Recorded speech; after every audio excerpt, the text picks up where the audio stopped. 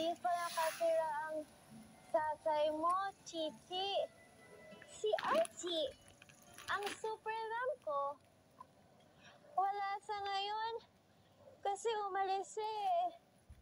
Pero pag uwi niya, ipapakilala kita sa kanya. Mayroong saysay ang bawat daanan. Ngayong nandito ka,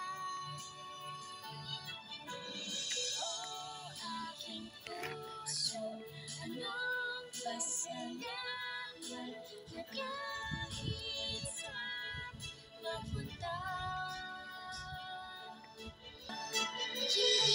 Nag-iisa kasama kita.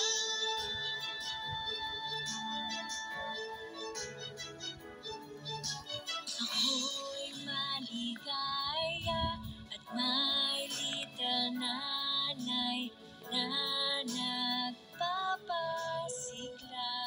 Archie! Nanay, bakit di pa rin po umuwi si tatay? Gusto ko na po kasi siyang makita eh. Uuwi na yun si Archie. Malapis na yun, Chichi. Malapis na. Hintay lang tayo, ha? Uuwi na yun si Archie.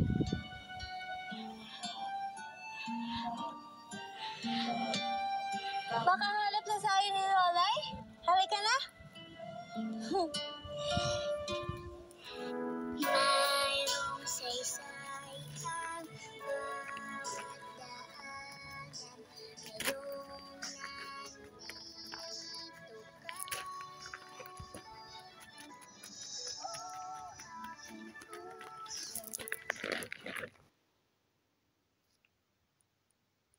Ayan. Wala po mamala. Wala po ba talaga tayong picture ng tatay na matanda na siya? Pasensya na ako. Nagkasunog kasi dito sa atin. Nakasama ng sunog ang litrato ng tatay niyo. Uuwi na yun si Archie. Kahit walang picture, makikita mo na rin siya. Hala! Gabi na! Oh. Palabas na yung bagong Marimar! Tara, noon tayo! Nandun si Pulgas! Halika na! Halika! Hala yung Marimar! Ayan na! Ayun! Yung sinyalas ko po! Halika na! Si Pulgas! Yung nagsasaritang aso!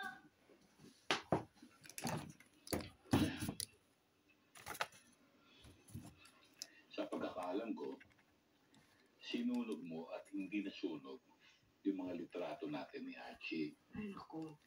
Hindi na kailangang malaman ni Tinay o Pichichi ang totoong kwento.